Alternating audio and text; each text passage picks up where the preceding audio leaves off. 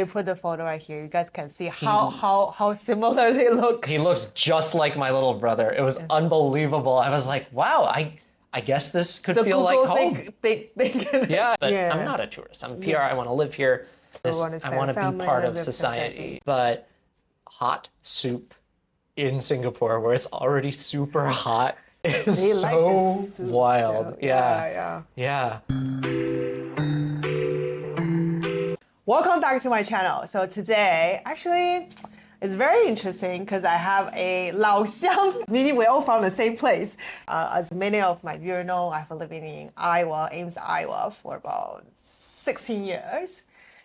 And Sam is also from my college. Yeah. So we're college alumni. Sam, you want to introduce a little bit about yourself? Sure. Hi, everyone. My name is Samuel Burbano. I grew up in Ames, Iowa, and went to Iowa State, same as Dr. Jenny. Same college, yes. Yeah. That's actually how we met, was the alumni get-together in Singapore. I had no idea when I moved to Singapore last year that there would be ISUers here. I was just as surprised as you. But Iowa was literally in the middle of nowhere. Nobody wants to go there, but apparently there are people in Singapore who wanted to go there. But Sam, how did you end up in Singapore? That's a great question. So I grew up in Ames, where Iowa State University is. I went to ISU for preschool, undergrad, grad school. I worked there during law school because ISU doesn't have a law school. But then afterward, I had taken other jobs in legal technology and sales. I eventually found myself in Washington, D.C. So I met my wife, who's a Singaporean, when she was working in D.C. And then she said, oh, my posting here is ending. I'm moving back to Singapore, so I want to get married. So we got married last April. And congratulations. And we moved here right after that. So when you first came to Singapore, what was your first impressions? Oh, so I visited once before we got engaged, just to see what the end game could be. And so, funniest story, I was uploading my pictures to Google Photos, and you know how Google Photos will recognize people's faces? It said, oh, your brother is in these photos. And then I looked at it, and it was the Yandao policeman. We put the photo right here. You guys can see how similar they look. He looks just like my little brother. It was unbelievable. I was like, wow, I guess this could feel like home. Google said that these two faces are the same face. I was like, oh my goodness. So Singapore felt like home in some very peculiar ways. So people probably mistaking you as a local. Is that common? I think so. Until I opened my mouth, right? Then you've got my Midwestern Iowa voice. I'm ethnically Filipino. Both my parents immigrated from the Philippines to the U.S. Dad's family in the 70s, and then mom in the 80s when she married dad. My parents are both Filipino, but don't speak. You don't speak Tagalog, right? I just know bad son, lazy son. So in Washington, D.C., you worked there for a few years, and then you came to Singapore. Culturally, any difference? Yeah, I would say so, because in Iowa, that ethnically, it's very different from Singapore, right? Primarily Caucasian, A lot of white Ames. Even in a college town like Ames, there were just, I would say, maybe there were one or two other but non-white people in my high school, and one of them was my little brother, so I don't know if that really counted. So I was used to being treated as like, you know, an outsider and having to prove my bona fides. I worked for ISU for many years in that stretch, and so the ISU polo with the name tag that says I'm here, don't treat me like an exchange student that doesn't know their way around. Did you get it treated differently? I would say, I think that every time somebody has a bad result on the test, and they say, the Asian curve destroyer probably was the one. They might say something mean or whatever. And this is just randomly from the street, 11 o'clock coming back from the coffee shop. You got the people going to the bars, so then they'll go, wah, wah, wah, wah, wah, or like say something to look tough and impress their dates and that kind of thing. But you go from being treated like an outsider to now being in Singapore where the hawker auntie goes, I don't speak Mandarin. I'm still trying to learn very slowly. But and then for the longest time, it's just like, Yeah, I mean the locals probably have to. You look just like us, but Yes. you don't sound like us Yes. at all. Yeah, And yeah. then to have come from a place where it's like you don't look like us but you sound like us, and Yeah. now it's like everything opposite here. So that took honestly a lot of adjustment, because how do you think about that? For Yeah. a while I went through a push back on everything phase. I would wear my Iowa State t-shirts to show I'm a tourist, but Yeah. I'm not a tourist. I'm a PR. I want to live here. I want to be family, part of live society.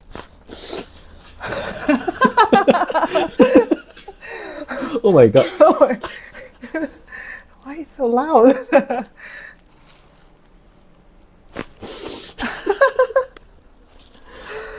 Okay.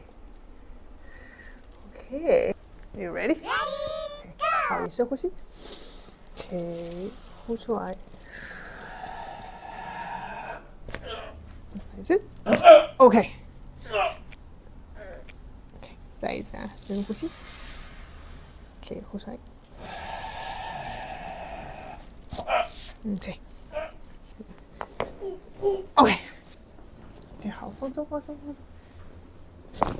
OK，对，你会觉得痛吗？这个刚刚不会，不会，不是很痛那。很吓人。是不是好但当那个声音从你自己身体发出来的时候，你就觉得哇，我的骨头没有那么正，或者可能我的身体是很紧绷的去掐住我的骨头，导致它没有在一个对的位置上。刚刚站起来也确实觉得自己是比较轻松，因为你看 video 就好，这个声音大概也就这样。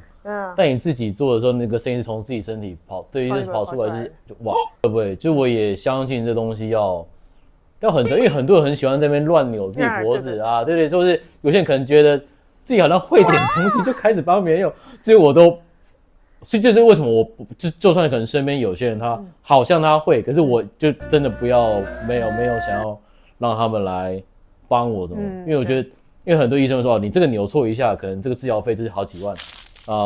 专业很重要。Is there anything you did to help you to integrate to the this new community? So I do a lot of volunteering during COVID, especially. I did a lot of medical volunteering in the U.S. My second language is actually Spanish, so I thought that this is even more strange, right? Not to call about the Spanish. Billion people just speaking the different language than the one that I had learned. So I know. During COVID, I was with the medical reserve in the U.S. helping translate at the testing sites, filling out the cards with the vaccination, telling people, make sure you rest for 25 minutes, call this number. Okay.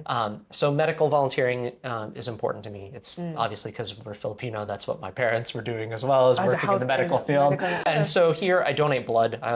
So every couple of months I go in, and it's been like, doesn't matter, but this is a nice thing that could be helpful to everybody, right? I got Opa's blood, so. So is there anything that you see drastic different here compared to maybe Iowa or DC? Yeah, I would say two big differences. One is just everybody's family is close by, which can be a plus or a minus. I know sometimes if there's drama or whatever, but it is also a source of strength, right? To know that community.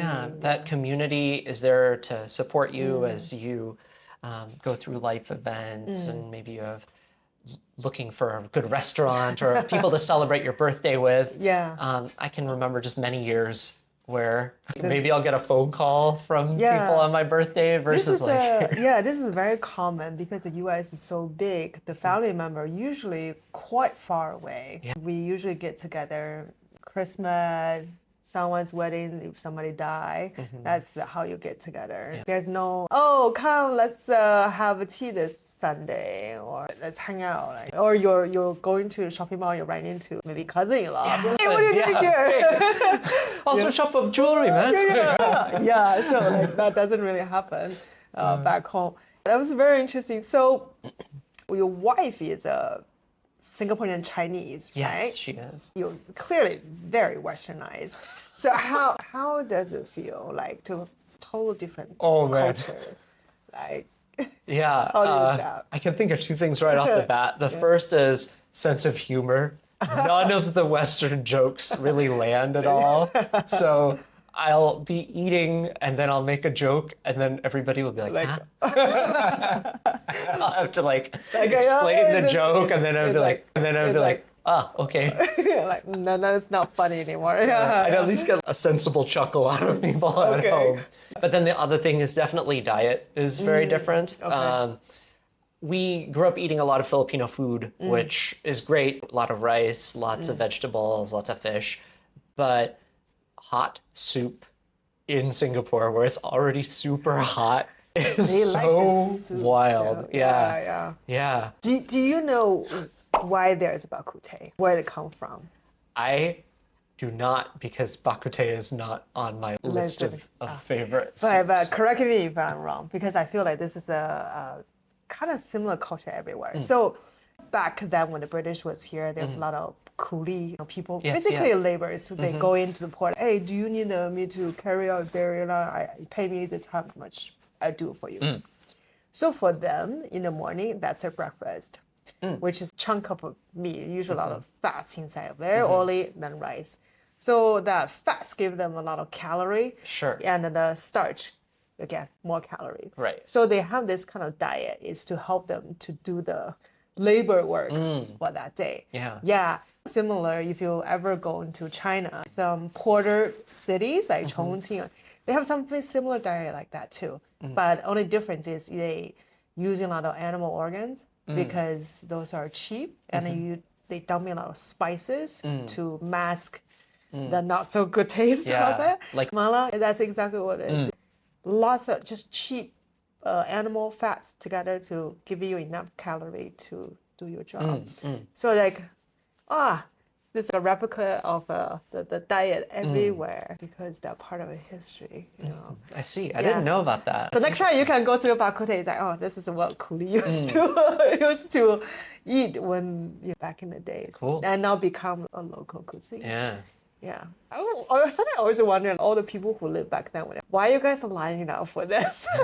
If I have a choice, I wouldn't want to eat this. For me, porridge is probably my go-to hot soup. Speaking of doppelgangers in the family, the porridge guy looks just like my dad when he's wearing a mask. Once the mask is off and he's smiling or whatever, he's at Springleaf.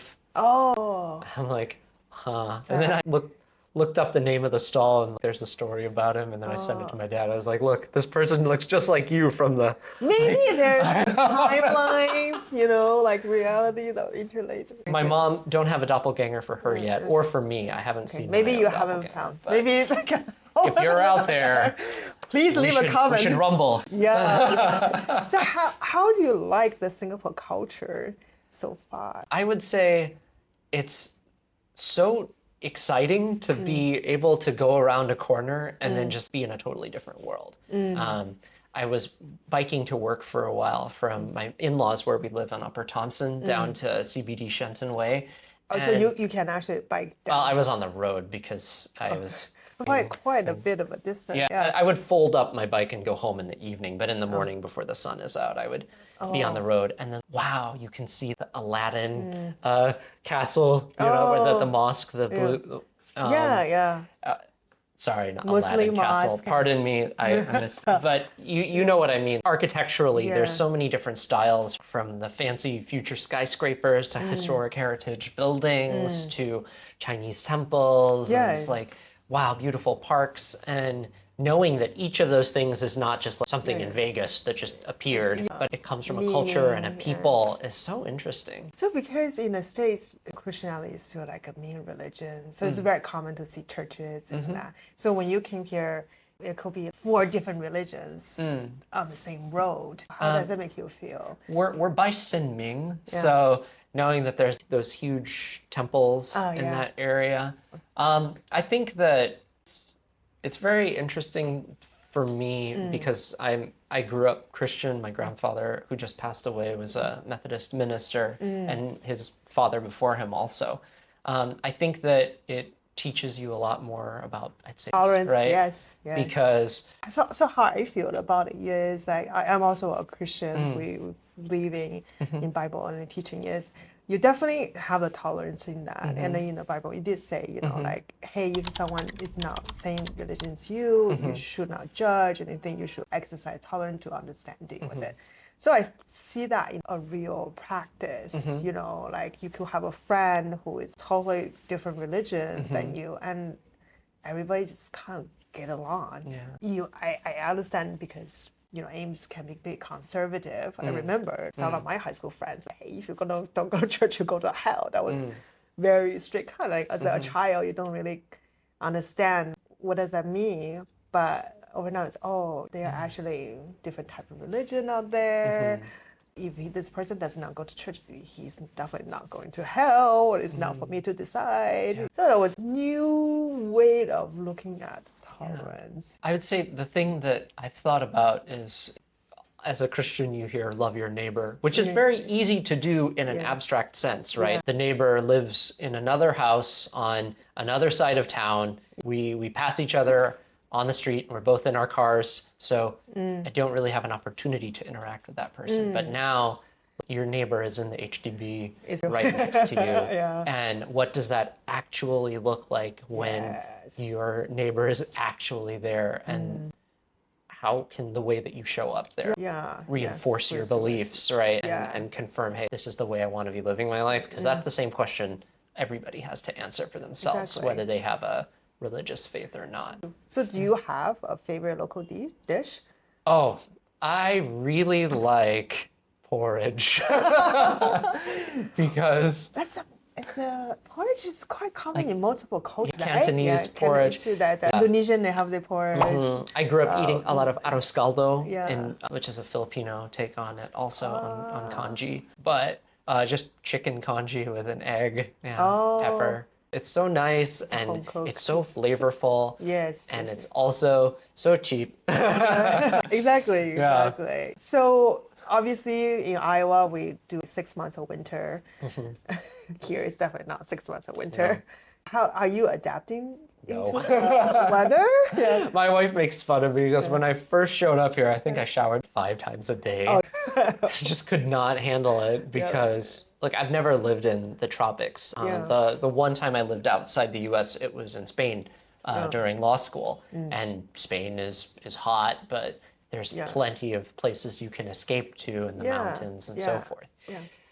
Here was something else. Hot, humid, every day, 7 a.m. to 7 p.m. Because the other thing you see in Iowa and in those northern latitudes is that the daylight changes, right? You go from it being dark by 5 p.m. or 5 p.m. or still bright by 8:30. Exactly. Yeah. I mean, we were back for Grandpa's memorial service in June, and so that's a long. It was light until 9:45, and it was light again at 5 a.m. I was so excited. I was like, "This is what I have been missing," because I'm a big morning person. But we're on the equator, so it's sunrise. It's relatively the same all year long. So this is something a lot of foreigner expats think, like, you know, because there's no four season, there's no daytime light saving, or you jump a day, or none of that.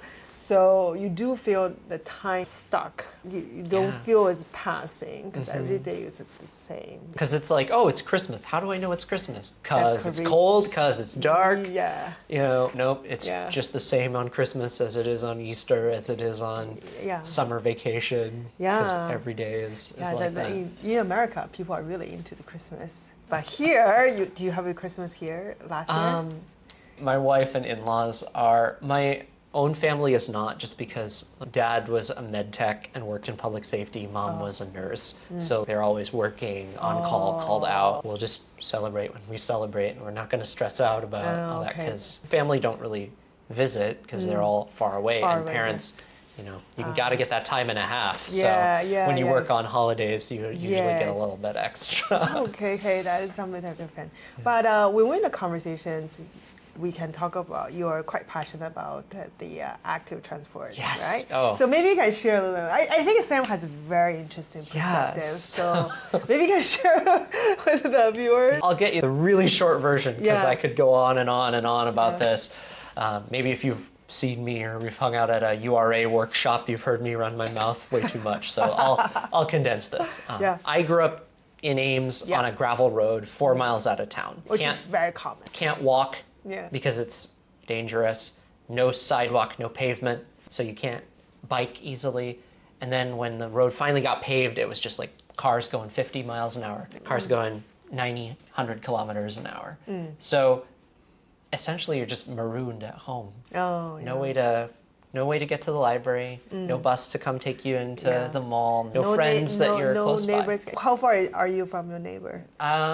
Probably a quarter of a mile. Yeah, but so you need a car. not easy to walk to. I think I went to go see my neighbors twice, and that was because I locked my keys out. And like, you know, I'd come home from the bus with little brother, and none of us had keys, so we had to go to the neighbors and say, "Can you call our mom and have her come home?"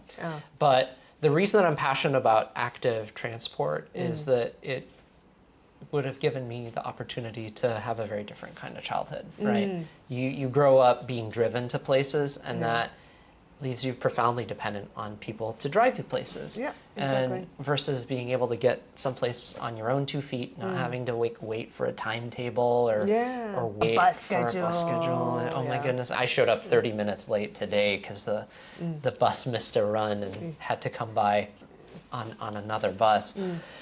And wow, Singapore is doing a lot of great things already with things like the park connectors and some of the towns that are more set up to bike and run your everyday errands that way. And just imagining that it could be more like that is really exciting. So maybe being cycling, because it was interesting to me because I always look down on people who are on the bicycle because I go really fast and sometimes I follow the rules and it's like, oh my god, I would never ride a bicycle. But I'm talking to Sam to see the story and to perspective. It's like actually if we really like Singapore as a whole want to solve the transportation problems, expensive COE to owning a car or exercising more, adapting bicycle is a part of their lifestyle. Yeah, definitely. Could be a better way to go. Yeah, like many European countries. Or even parts of the US, right? When I was in DC, I sold my car. I had been driving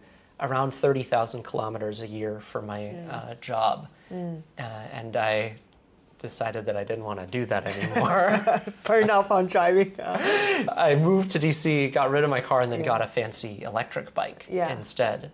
It's one of the ways that I wooed my wife. She could ride on the back, and then we could get places without having to search for parking. But there's no electric bike here, had to sell it. So my friend has it in the States, along with my cat, which is not here yet. But how can maybe running errands be easier, right? Because right now, even going a mile or two is very hard, especially if there's not already a bus route to do it. But man, that's 5-6 minutes on a bike, even going slow.